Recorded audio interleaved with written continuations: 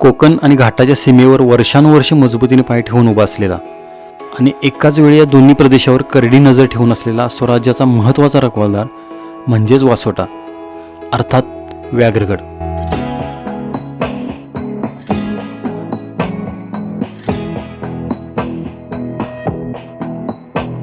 वासोटा या सफरीमधून मला जाणवलेली गोष्ट मी तुम्हाला अगदी ठासून सांगू शकतो. ती म्हणजे ही वासोटा सफर एक कम्प्लीट फूड पॅकेज म्हणता येईल अशीच आहे. कारण याच्या पायाशी असणाऱ्या शिवसागर जलाशयातून बोटीतून करावा लागणारा सुंदर प्रवास, कोयनेच्या जंगल ट्रेकमधून अनुभवायला मिळणारा घनदाटपणा आणि शांतता, गडावरील पुरातन ठेवा आणि बाबूकड्यावरून येणारा आवाजाचा इको आणि त्याची भव्यता, सगळंच निव्वळ अविस्मरणीय. साताऱ्यातून बाहेर पडताच यवतेश्वरचा घाट लागला. थंडीची झालेली सुरुवात घाटात अधिकच जाणवत होती. वरून नजर गेली तर सातारा शहर पहाटेच्या साखर झोपेत होतं. आबाळाकडे एक नजर टाकली तर ढगाळ झालेलं दिसत होतं. त्यामुळे मनात धाकधूक होती. नर्वसनेस स्पष्ट जाणवत होता. कारण आजच्या ट्रेकसाठी खूप सारा घाट मी जमवून आणला होता. त्यामुळे 2 दिवसापासून असणारा पाऊस फक्त आज यायला नको एवढीच एक मनातल्या मनात देवाकडे प्रार्थना करत होतो. यवतेश्वरपासून कासपर्यंतच्या या रोडवरून मी बऱ्याचदा प्रवास केला आहे. हा रोड मला खूप आवडतो. बाजूला असणारा उरमोडी डॅमचा व्ह्यू तर कमालीचा सुंदर दिसतो. बघता बघता बामणोली गाव जवळ येऊ लागलं. तसा सूर्यनारायण पण वरती येऊ लागला होता.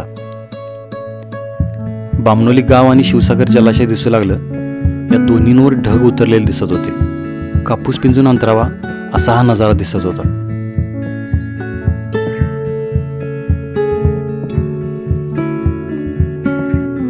तर आता आहे मी बामणोलीमध्ये आणि सकाळचे 8:45 वाजलेत आणि आज चाललोय मी वासोट्याला. याच्या अगोदर पण 1-2 वेळेला मी वासोट्याला जाऊन आलोय. पण वासोटा हा किल्ला असा आहे की तो 1 ते 2 वेळेला बघून मन भरत नाही. त्यामुळं पुन्हा पुन्हा तिथे जायची इच्छा होते. तर वासोट्याच्या आठवणी परत एकदा आपल्या कॅमेऱ्यात साठवाव्यात असं ठरवलं आणि आज वासोट्याचा प्लॅन केलाय. तर मी आज एकटा नाही आहे, माझ्याबरोबर बरीचशीच मंडळी आहेत. माझ्याबरोबर आहे पूजा, मोहन, प्रसाद आणि माझ्या जुन्या ऑफिसमधले कलिग जगताप साहेब. तर आज आम्ही सगळे मिळून वासोट्याला चाललोय. तर वासोट्याच्या व्हिडिओमध्ये धमाल करायची आहे. तर व्हिडिओवरती शेवटपर्यंत राहा. आता आम्हाला बोटीतून कोयनेच्या अभयारण्यापर्यंत पोहोचायचं होतं.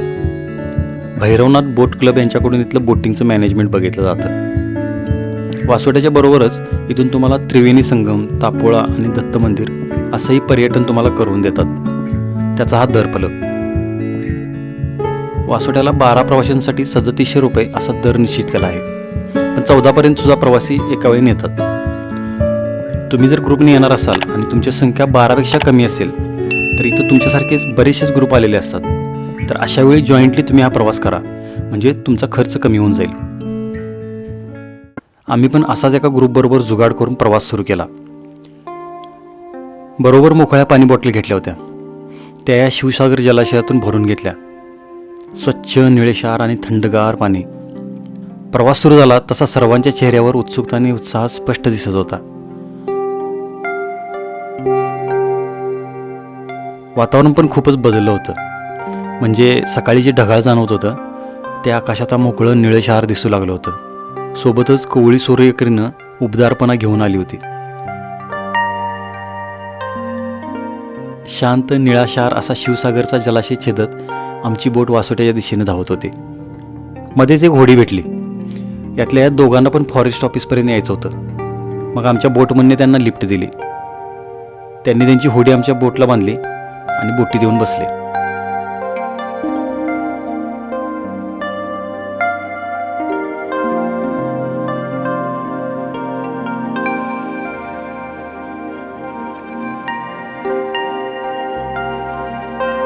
दीड एक तासाच्या प्रवासानंतर आम्ही कोयना अभयारण्याच्या एंट्री पॉईंटला येऊन पोहोचलो.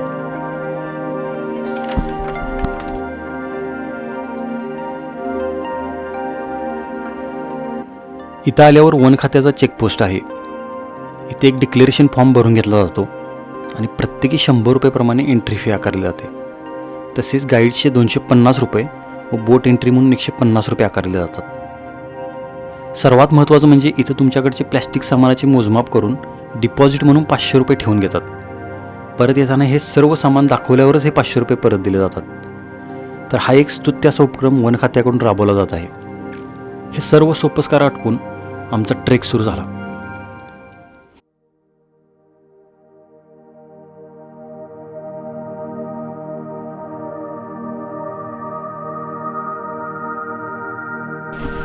काही अंतर गेल्यावर एक छोटा ओढा लागला.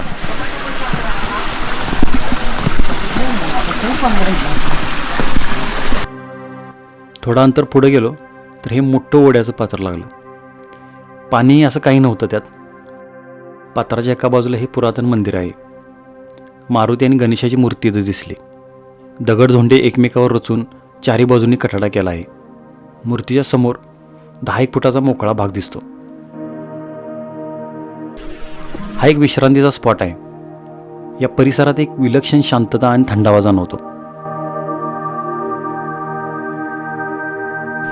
ह्या मारुतीच्या मूर्तीच्या बाजूने ओढा होतो. तर ह्या ओढ्यातनं ज्यावेळेला महाशिवरात्रीची यात्रा असते त्यावेळेला ह्या ओढ्यातनं सर्व ट्रेक करत आपल्याला वरती नागेश्वर म्हणून एक सुळका आहे, त्या सुळक्याकडे आपल्याला जावं लागतं.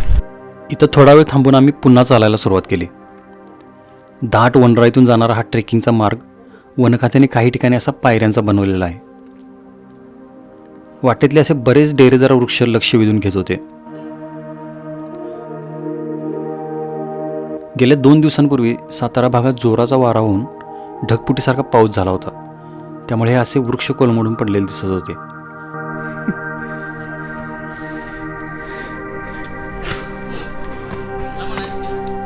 खडी चढायचं एक पॅच लागला आता आम्हाला आणि वाटेत झाडं वगैरे अशी कोसळून पडलेत. हे झाड तुम्ही बघू शकताय. वातावरणात भयंकर दमटपणा होता, त्यामुळे घाम येऊन थकायला होत होतं. तर आता ट्रेकच्या निम्म्या टप्प्यात जवळपास आलोय आणि वातावरण ढगाळ आहे एकदम. वारं अजिबात कसलं ते नाही, त्यामुळे घाम प्रचंड आला आहे. तर मी डोक्याला इथून बांधलेलं बघताय. तर आपले कमांडोज त्यांची काय हालत आहे जरा बघूया. कसं काय आतापर्यंत एक्सपिरियन्स ट्रेकचा?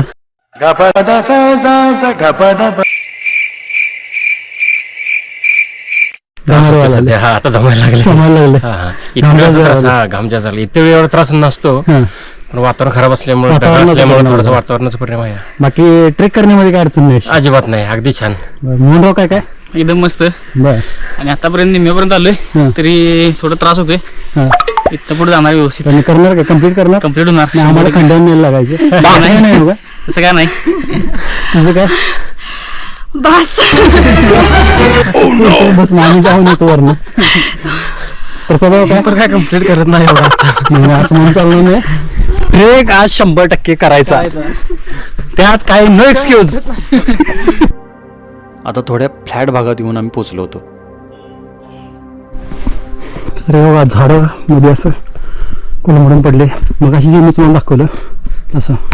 आणि हा आमचा कमांडो बघा, वरती झाडाच्या वर जाऊन बसलाय तो. आणि त्याला काय पाहिजे आता? फोटो पाहिजे. फोटो पाहिजे. मध्ये मध्ये ही अशी बसायची पण व्यवस्था केली आहे, पण आता जरा त्याची पडझड झालेली दिसते सगळी. इथं नागेश्वर सुळका म्हणून लिहिलंय. म्हणजे नागेश्वरला जी वाढ जाते ती ह्या साईडने वरती जाते.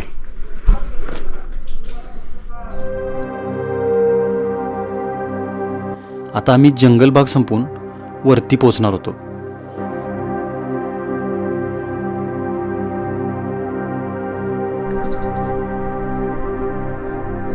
आता आपण आपल्या ट्रेकच्या अगदी शेवटच्या टप्प्यात आहे आणि इथे एक ठिकाणी उभा राहून समोर कोयनेची बॅकवॉटर आहे, त्याचा व्ह्यू जबरदस्त दिसायला आहे.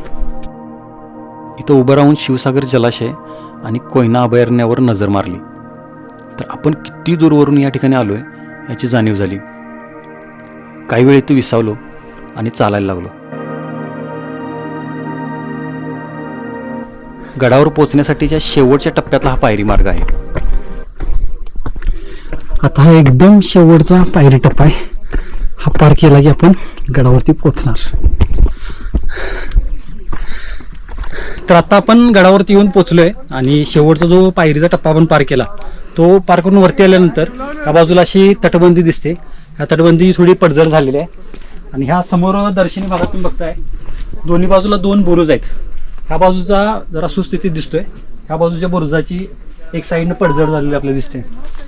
तर आता आपण आज जाऊया आणि बाकीचा गड कसा आहे ते जरा एक्सप्लोर करू. गडावर पोहोचलो तर आमच्या अगोदरच काही ग्रुप्स इथं पोहोचले होते. त्यांचा लंच ब्रेक चालू होता. आमच्याही पोटात चालून चालून भुकेनं कावळे ओरडत होते. तर म्हटलं पहिलं जेवण करू, मग गडफेरी करू.